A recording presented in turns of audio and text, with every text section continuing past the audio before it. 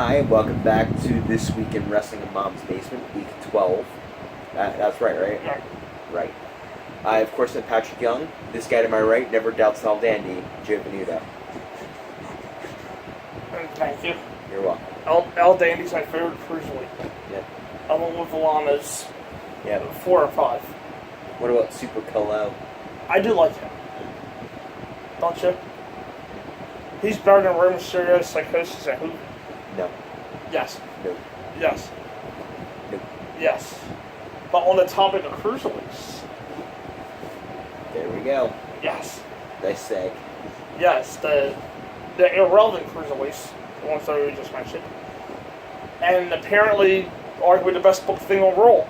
Right, in the last week. Yeah. Are the cruiserweights. Shocking, actually. Yeah, I know. Shocking. This week's 205 Live, I don't know if I've written down, this is an easy show to remember. Yeah. There's only 3 matches weekly, so it's not that hard. There's, was more storytelling than just matches this week for 205. Yeah. And the guy kicked off the show, Enzo kicked off the show, and pretty much showed the footage of what happened after Raw Monday night. Aaron Devil attacked him, Braun attacked him, and then Braun just parked the same cruiserweights. He attacked Enzo, then he let the cruiserweights at him and destroyed him, and then the fans chant, "You deserve it," to get the wheels spinning in motion more for Enzo's heel turn. And then Enzo just called the fans a bunch of haters and then just walked off. He also mentioned that the result of the No contact. The no contact clause was that every cruiserweight that physically harms him in any way forfeits their rights to the title as long as he's champion. So to me, what they're saying is somebody else new is going to come in and challenge for the cruiserweight title. Like a Billy Kay or Peyton Royce. Yep. Right. Yep. They can actually beat up Enzo too, I'm sure of it. Right. Or Liv Morgan. That would be interesting. That would be interesting and entertaining.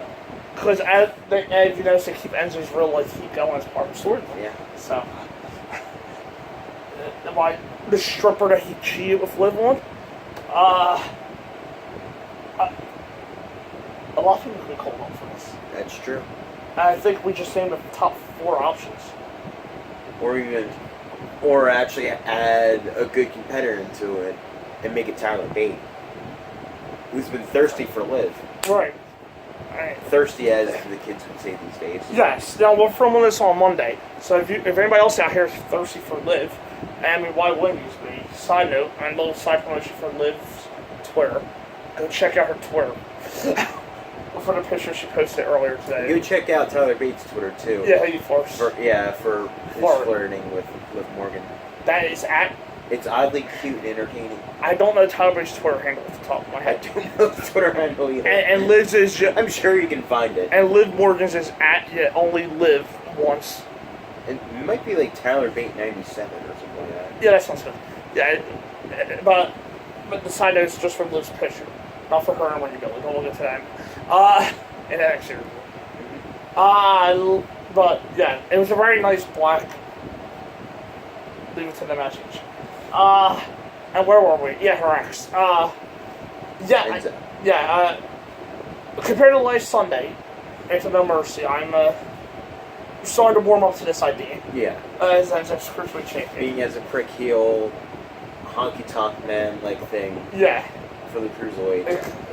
It could work. It could work. Yeah. And for some reason, I found Enzo a bit more, less annoying as a cocky heel, because that's what he's supposed to be. Yeah. Than just a annoying ass face.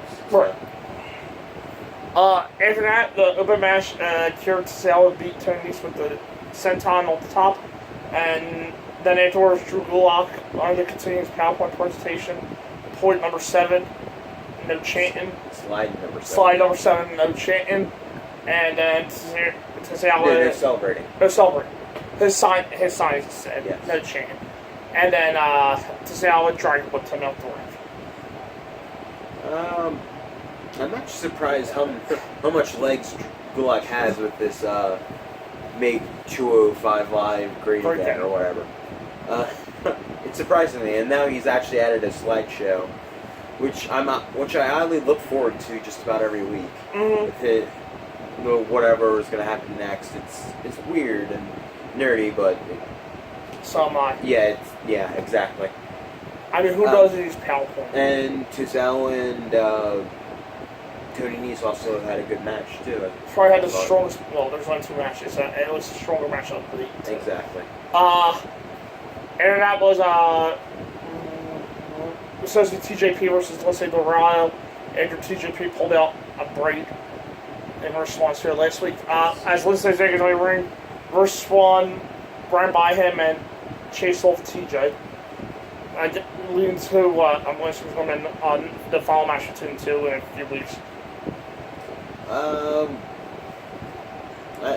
I'm interested in seeing Swan and TJP again, so odds are that's going to happen down the road.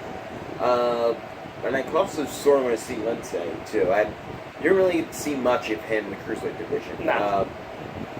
I guess for a Raw they can really only use one luchador at a time because they don't use Kalisto. They use Grand Metalik for the Cruiserweight division. Yeah.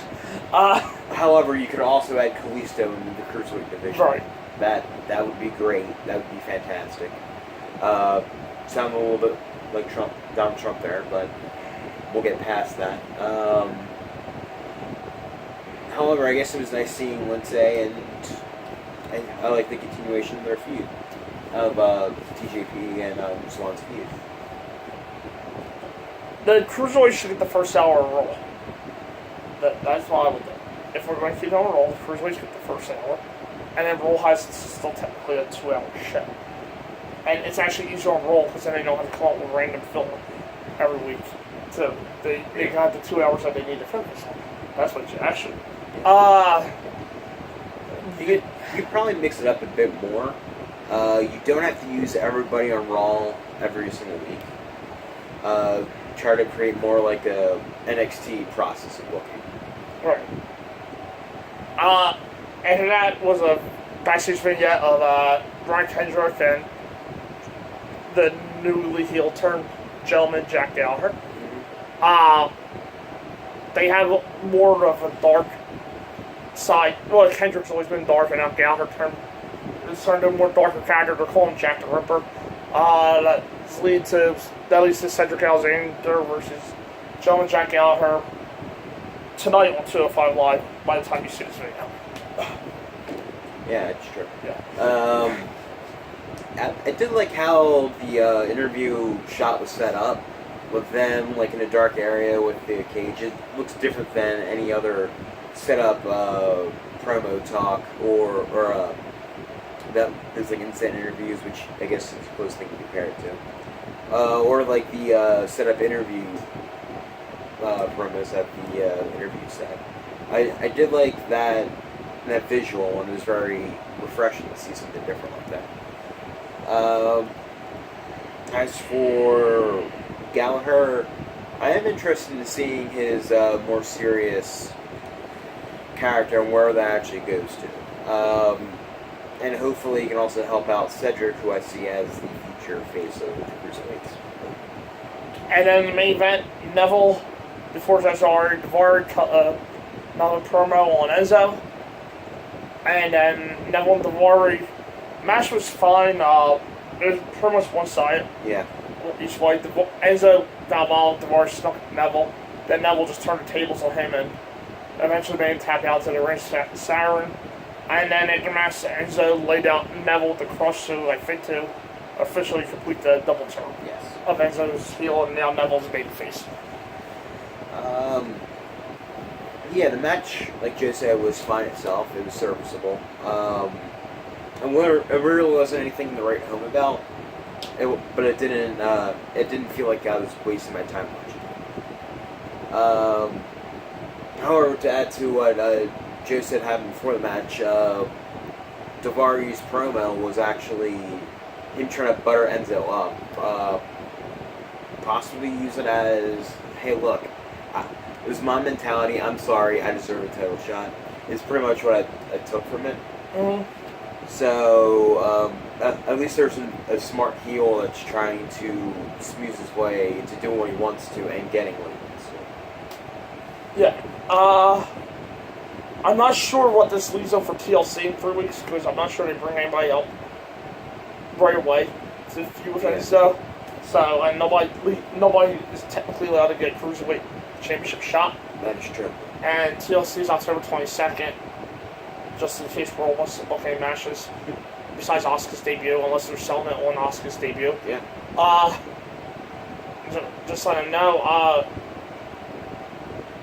Overall, if I'm throwing live, was better to roll this week in the storytelling department, or last week rather now. Better to roll in the storytelling department easily, because all their stories seem to flow and make sense this week. Yes. I agree. I did enjoy 205 Live a lot more than I did Raw. Just because they seem to have a bit more focus and you can actually narrow down which stories were finished. Look at that, the Cruiserweights and the Woman last week for Raw. And hey, on Sunday, I literally tweeted the Cruiserweights were a dumpster fire. Right. So. Who knew? Yeah.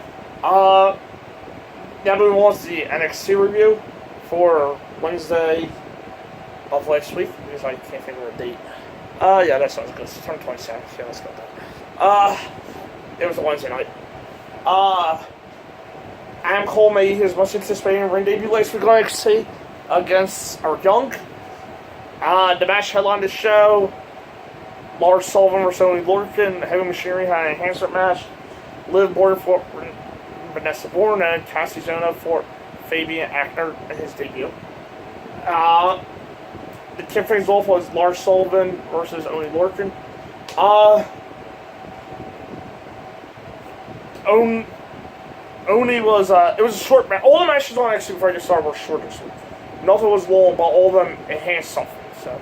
Yes. There's a lot going on NXT this week. Backstage interviews, promos, sound for future weeks. It was a story show instead of a basic wrestling. Yeah, everybody reporters was just on the show minus Ember Moon and really any other of the females really. Yeah. The only uppercut and slapped the shit out of Lars for a few times. Lars obliterated him with a lariat and then slammed him to the mat for an unimpressive victory. I thought the whole story here was excellent. Oni using his hard hands offense is always great. But the fact that he was able to fire off the strikes at him and knock people out like Danny Burch a few months ago, only for Lars to just pretty much shake them over and fly him. Yeah. With that lariat and his side slam, I think it was a side slam, reverse Uranagi, move on, only for the win. Lars is starting to look like a beast, and I'm always assuming he's going to be figurehead. I have he's going to play a Braun Strowman type role, like Braun did this year for Raw, for NXT. The most interesting thing though was after match, Lars had to go do the slam again to Oni, but Danny Burch came to the aid of Oni, with whom he has a series with not too long ago, and then so perhaps they're making a new tag team there. Yeah. I thought the match was really good too. It was probably the best match Lars had so far. Yeah. I'm willing to give him that one. And I did like how stiff Oni works. How hard hitting his style. Yeah. Yes. I saw that look in your eye.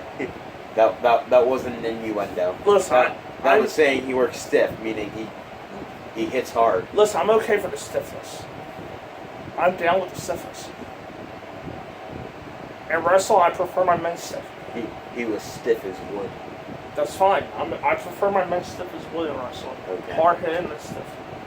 Alright. Well, anyway, I'll do it more for the more mature people in the room.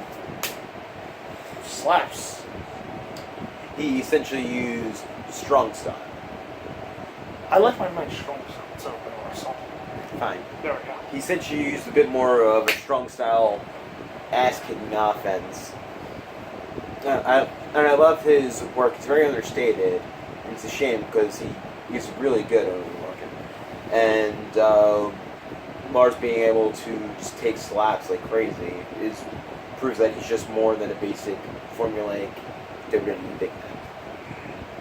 Up next was maybe formulaic big men, Heavy Machinery. Yes. Versus Demetrius Bronson and Patrick Scott. Don't know who they are. No. That's my first name, though, so. Congratulations. Yes. Heavy Machinery won with the compactor. It's not the trash compactor. That was the dumpster jersey. Just the compactor for the win. The Full Sail crowd. The fun and energetic for Heavy Machinery, don't lie. Yeah. To me, they're boring, and now they've already reached the point where if they don't have nothing to do, they're just going to be more bored. Exactly. So at some point, they had to find something more meaningful for them to do, and they want the fans to hear. Yeah, Heavy Machinery is still not impressing me at all. I really can't say much for the jobber team they weren't up against too either. Because I don't remember the match being that long, from what I've seen. Right.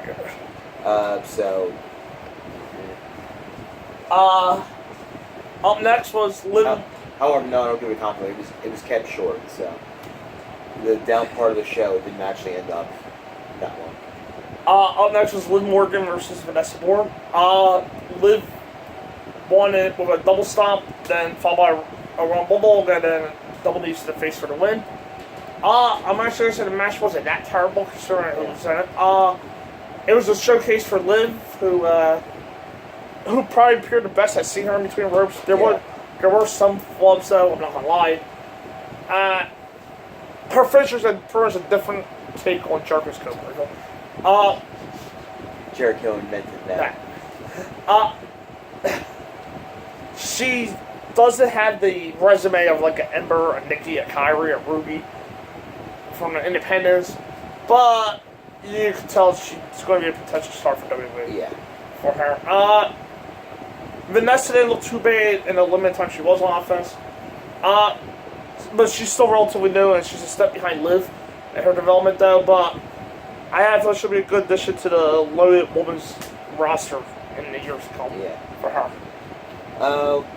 Well, plus she's somehow one. Yeah, it's true. She's already made it to the main roster. Yeah. I was about to say for her, she's Samoan. Nothing against Samoan people because Samoan wrestlers specifically. Right. Because most of them are tough and can kick my ass, jam my foot down my throat. Right. And most of them are actually really good wrestlers too, as well. Mm-hmm.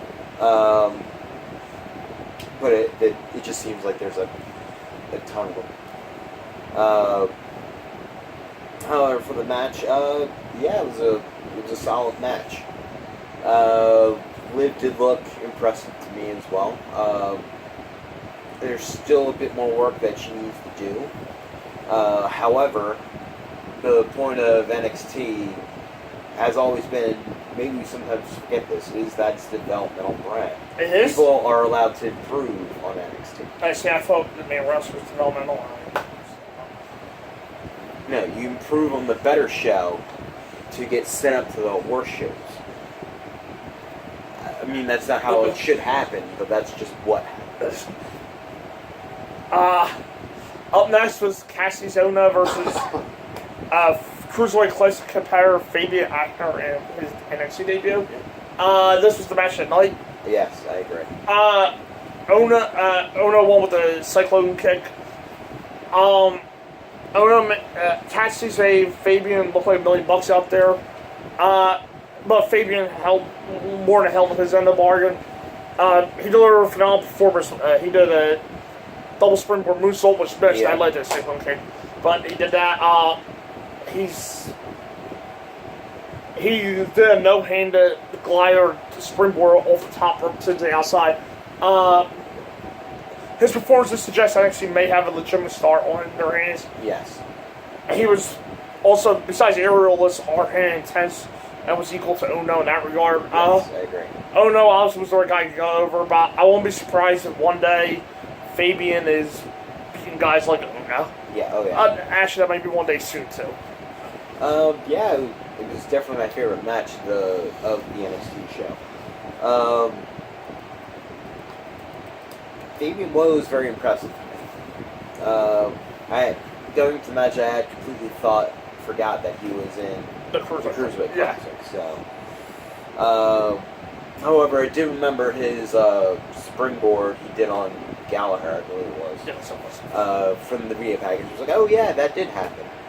However, in this match, he was he was very impressive. He was a very good wrestler. I'll get to it. I do see that him being a big star in NXT, a future big star. However, to add what Joe said, Ono, I do like Cassius Ono. I like Chris Hero. However, I think in his spot, I think he knows that he's not gonna go up to the main roster for some reason. I don't think that was his plan to sign him. I think what he's doing, I think he's trying to set up a training position in the Performance Center. Because he is older. Yeah. He's like 37, 38. 38, yeah. I think he's setting up for a training position in the Performance Center. I don't think he's going to get called up to the main roster, and I think it would be disastrous for him if he did, because you have Vince and Kevin Dunn seeing him and reacting and booking him accordingly. Okay, he's a solution. Break sorry, Cesaro. Break up Cesaro or Sheamus, and then put the Kings of Wrestle together. There you go, he's safe. Exactly. You could do that, yes. You could do that. There you go, he's safe. However, I see Vince looking at Cassius Ohno and going, yeah, no, you're a job. And then the main event, Adam Cole versus Eric Young. There was a scuffle on the outside between Bobby Fish, Kyle Riley, and Sandy. Yes. Eric Young got distracted by that. The flying by press to the outside on everybody. Got back in the ring, nailed Shawn Williams for Adam Cole's first victory in NXT. The match was solid enough, but felt more like the latest chapter in a... Yeah. It's a continuing story. In the rather than a big introduction to somebody who... If there's any NXT fans that aren't familiar with Adam Cole's work. With that said, Adam did win in a way that makes him look like the ringleader of the biggest heels in the promotion. And at that point, that was more important. That's what he needed. He outfought Eric Young and took advantage and scored an opportunity with a little help from his friends at ringside. Exactly. The NXT fans already treat Adam Cole like a major star, and that's going to be beneficial going forward as I'm assuming they're going to prepare to build around him.